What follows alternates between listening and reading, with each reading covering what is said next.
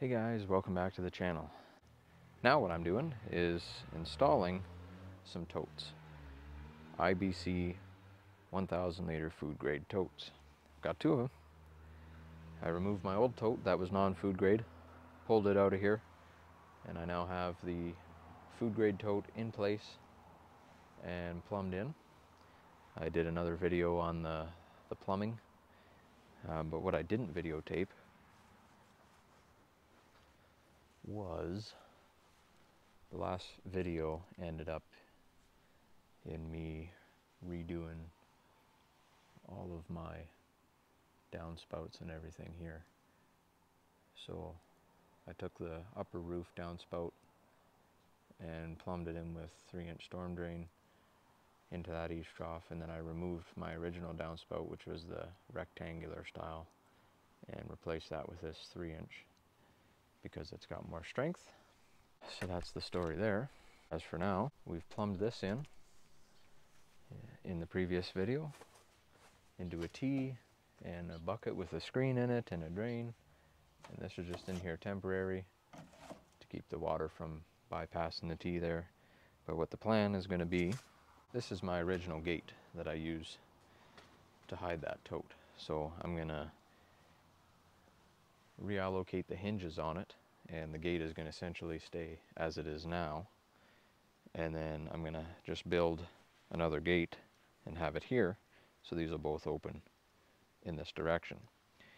There's going to be a 4x4 post go in the ground here, and then the rest of the fence will meet up with this fence, and I'm going to have 2 IBC totes, one here, and the drain valve facing that way, and then the top will all be plumbed in on top. So I'll still be able to access that one, so I'm going to leave a bit of a gap in between. And then these two will be facing this way, and I'll have 3,000 liters of rainwater capacity. So I think what I'm going to do is start with digging the hole for the 4x4 post.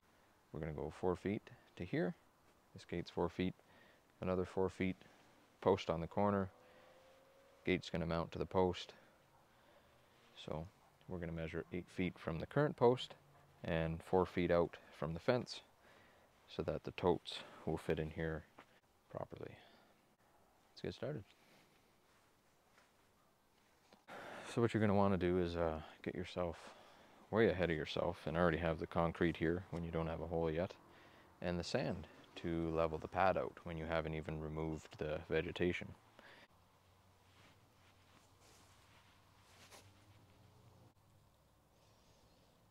This is a 4x4x8, so I need to dig at least a 2-foot hole.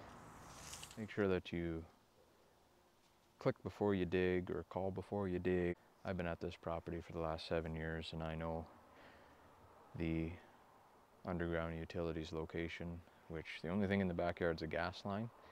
You don't need to worry about gas. The best thing you want to do when you're digging around gas or anything like that is to just use sharp jabbing motions. Seems to work the best. I'm just kidding. You do want to get locates done, or you should get locates done, I mean, unless you of course know where the utilities are, which mine are about 30 feet in that direction, so I am well away from the gas line. My yard has got a crap load of stones in it. So the deeper you go with a narrow hole, the harder it is to get the material out of there. So I'm kind of thinking I might use my shop vac. So, hey, let's try it out instead of screwing around. Okay, well, I was going to use my big rigid vacuum, which has a heck of a lot more suction than this crappy old shop vac. But I don't know where the rigid vacuum is.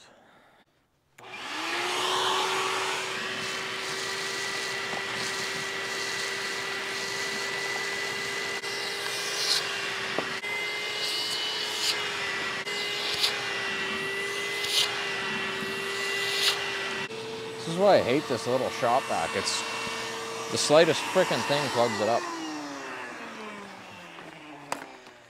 Alright, let me show you a real vacuum. Now this is the unit.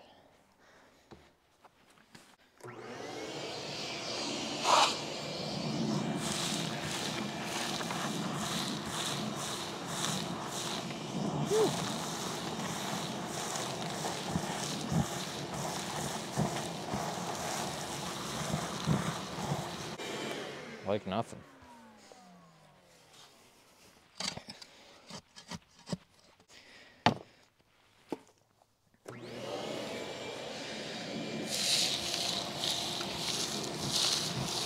An inch shy of 2 feet from the bottom of the overburden here. Would you look at that, eh? Suckulator out a little bit more. Oh, I'm glad I picked one that was damaged. That's fine. So I think the totes are 47, so if I set this at 49, we should be good. And this directile, yep, yeah. Oh, bollocks. Get on there. What in the devil? Now if I was only not so stunned and actually bought some wood to hold this in place whilst the concrete dries, that would have been the smart thing to do. So I think we're gonna wing it. I'll at least make sure that it's level. I'll tell you, if you've got you know, black dirt or sandy kind of soil, use one of these vacuums to dig your hole. I mean, as you can see, that hole's, I don't know, there's probably 3 inches, and that's being generous, all the way around the post. So it's a fairly narrow hole. You don't have to dig some big massive gaping hole into her, because nobody likes that, especially in my freaking lawn. But the voles, they seem to enjoy screwing around with my lawn. Little buzzards. Dang it, I should have bought a 2x4. Freaking stunned. I do have some fence boards. Dang it. Ah, salamander. I know all the construction fellers who do this for a profession are just going to be cringing, because I'm not doing this the way that they would do it, but that is what it is.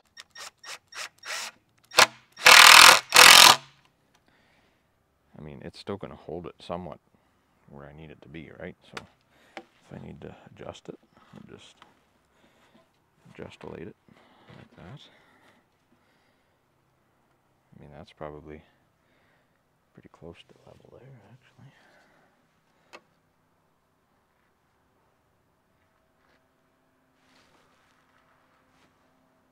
Oh yeah, that is perfectly level in this directile. I was planning to put concrete at the bottom first before I place this in there. But now that I've gotten this far, I don't care. So it's going to stay like that. And I know the construction guys are going to say, well, it's going to rot up from the bottom. And it probably will. And I'll be long gone by the time that's an issue. In other words, I don't care. And the next question is, does a guy just pour it in there and mixolate it in the hole in situ? Or does he mix it in the wheelbarrow and put it in? Well, I'm telling you, I'm going to pour the concrete in the hole and mix it that way. So should I put a bit in, or should I put a bit of water in first? A bit of water, so that as the bottom part goes in, it coagulates. Let's see how it looks from a distance. As far as square, actually it is in line with that other post. We'll all be dipped. You know, sometimes I wonder how a guy just manages to get it on the first try. Because I'm no construction person by any means. Alrighty.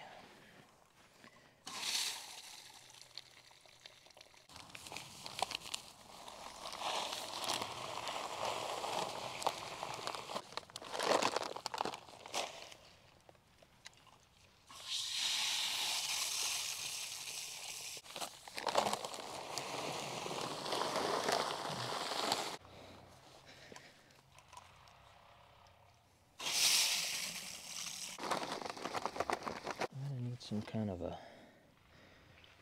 poking tool there. Stick.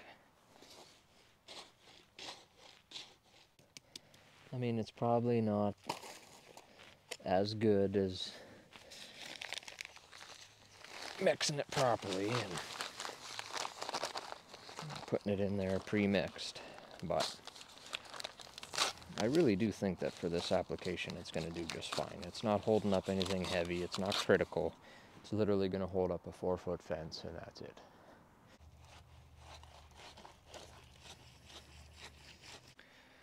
Alright.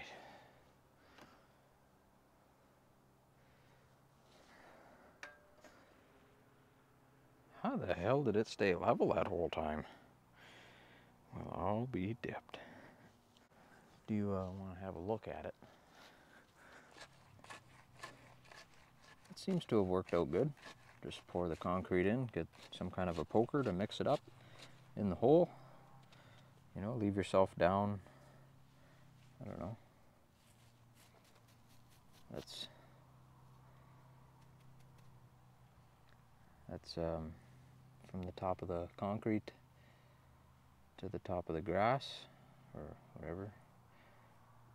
There's a good inch there, so I can put soil in around that, or, you know, some people like to slope their concrete up so the water sheds off of it, which I can do that too, I suppose. So that'll dry overnight. Once that's dry, we can carry on with, well, I'll remove these 2 support beams, and I'll strip the overburden here, also known as vegetation, also known as grass. Then I've got sand here to do some leveling out. Just in case you're wondering, it is indeed time for step 2.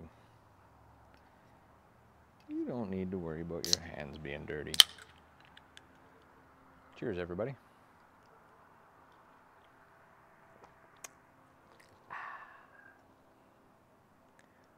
Don't suck your teeth at me. Oh, I hope it doesn't rain. Welcome back to the channel. This is the next day. What I've gone ahead and done is put the post in, cemented that in, squared everything up, brought the fence up to level. This is all level and half-ass squared, I guess you could say. This board here serve as a tie to keep everything here square, because these are going to be 2 barn door style gates. So I've only got the 1 tote to go in here for now, and it's going to go against the wall here on this side, and then when I get another tote, we're going to put it right here. So that's the plan for now. Unless it's not the plan for now and I decide to put the 1 tote here and then tie into it later. But we'll figure that out as we go. So for this project, I'm going to start with filling in this side here, putting the fence up. I'm going to reuse this door. Is going to go on that side, which I need to take apart this little bit of fence over here to make that happen. And just mount it to that post. And then I just got to build a gate for this side. I'll probably strip the sod out of here and do all the base prep for the totes. I think I'm probably just going to kick this into a time lapse here. So here's a time lapse of me putting in my rain barrels.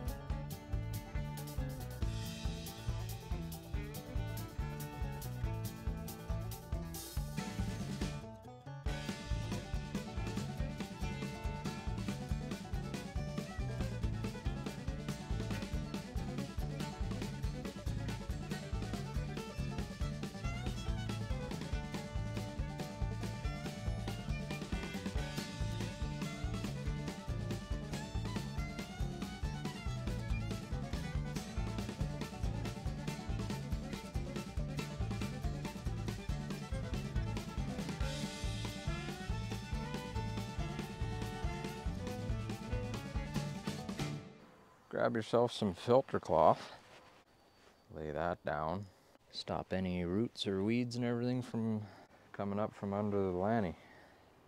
Like that. Yeah. Okay, yeah. So I'm part of the reason why I kind of pushed a bit of sand up, just to create a little bit of a bevelation there. That'll help with something probably.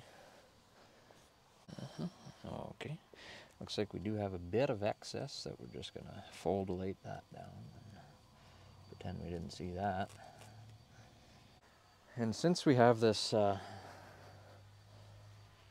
lilac tree here, lilac, whatever you want to call it, seems like there's quite a bit of roots coming up from under. So I think this filter cloth is gonna, there's one. That's a wish root shaped like a Y. So this is the thickest landscaping fabric I could get, which is still not really construction grade. I've never seen construction grade landscaping fabric available at your hardware store, but it's better than nothing.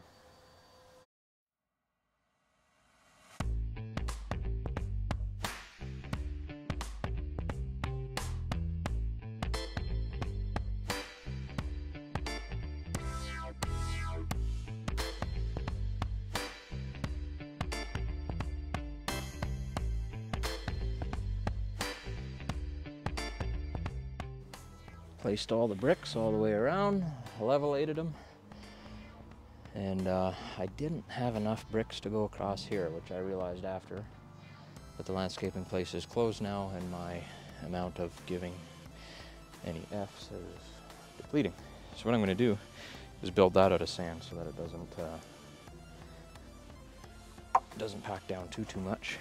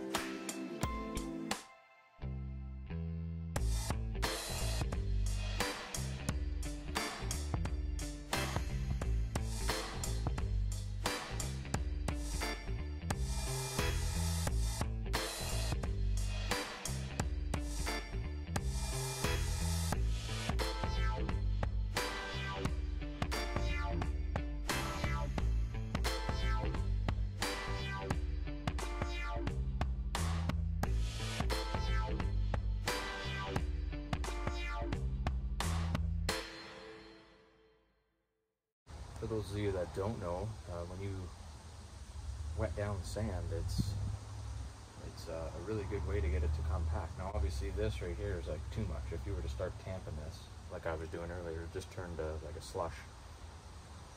And that's not really any good.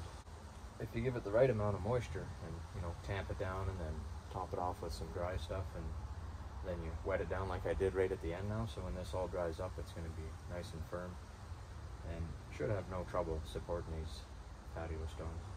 But I went ahead and threw those 6 stones down, and I say it turned out all right. You can see these gaps in those stones, like up there farther, and that's from when I put the other stones in. I didn't, they're not quite lined up along here, but everything is looking pretty decent. I mean, fairly level.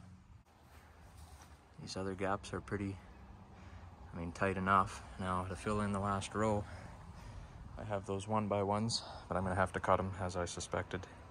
I have to take about 1.5 inches off here, and because these stones don't quite line up, I'm gonna have to probably take 2 inches off the 2 for the back and then notch in the corner there to go around that 2 before. Well, if a guy didn't try to test fit her in there just to see. Not too bad. There's probably about a 1 foot gap here between here and there to squeeze in there and access that.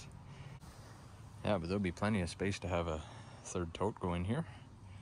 And pretty much I just gotta cut those concrete pieces, put them in, put the other door on, and tie all the totes together, and we'll call her good.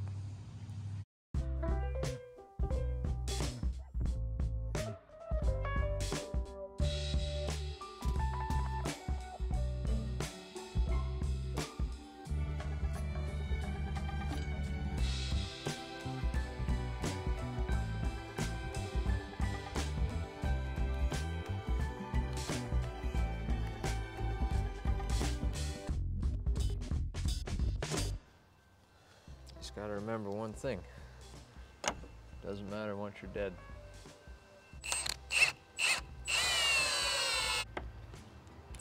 Old Milwaukee's got too much jam.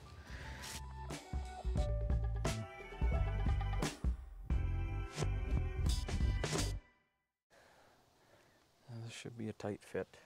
That's how I wanted it.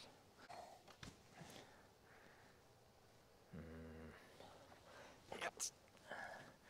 Yes. Okay. What is jammed up? I'm guessing you're... No.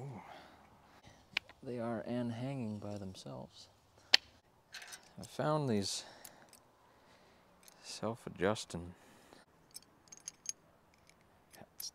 Just goes, it will actually adjust up and down if, you know, one or the other is off a bit, which always seems to be the case in the different seasons. Well, I guess that's it for today. Do the last couple concrete bricks tomorrow and tie in the PVC pipes. Well, it's finally raining. Beautiful. Well, see how much we get by the morning. Well, after that rainstorm, it didn't really last for very long, so don't have too much water, unfortunately. It's right around the 100-liter mark there, I think that is. What is that? Okay, so that's the 100-liter mark. Looks like that equals probably 35 gallons-ish. Anyways, I kind of went ahead and finished all this up. I was struggling with grade and everything of this pipe, and you know, it doesn't look like there's much of a grade there, but I've got 2% or line fall on the level, so it is this is the low point. What I should have done was put a little bit shorter riser in here and had that one up a bit higher. You know, maybe instead of a 4 I could have had a 6 in there, but it was tough with how I had the pail mounted. So if you're going to go ahead and do totes, I suggest starting at the lid and then work your way up from the low point. And that should work out better. And then for my third tote, when it's in place, I'm just going to put a full threaded spigot here, or nipple as they call it, and that'll bring this part pretty well flush with the lid, and then I should have way more than enough fall between the two totes there. And then I'll finish off my overflow. This is just stuck in there temporary, but the overflow essentially is going to connect into the T, then from the T it's going to go out the side, probably closer to the back, and then I'm just going to have it come straight down, and I don't know, I might bring it out somewhere in between all these trees, just so that the overflows water in the trees at the same time, I guess. I went ahead and connected all my irrigation lines back up. It's all an above ground irrigation, but it comes up that pole across the top, down to another T down there so I can drain it in the winter, and then across and through. That's all hooked back up. And then I got all my valves right here. I have little sprinklers inside of each tree, or misters I guess you could call them. But anyways, as far as the rain totes, this project is pretty much wrapped up. Well, thanks again for watching, guys, and hanging out on this adventure. I know it's not the most exciting stuff, but there's not a whole heck of a lot on the internet as far as rain barrels and whatnot. And the stuff that is on there, I just didn't really like the way it was set up. I ended up going over to a buddy's house and doing some rain barrels with him as well, and you know, learning from my mistakes that I made with these PVC pipes. We did all ABS over there and everything went smooth sailing. So yeah, every project is a learning experience, right? So it all went well over there. But yeah, if I could give you any advice, I'd say definitely start from the lids, work your way up, and use ABS because there's a lot more fittings available. So if you made it this far in the video, maybe you could help the channel out by hitting the subscribe button or like button, or leaving a comment on how messed up all this looks. But anyways, thanks for watching, and we'll see you on the next one. Bye.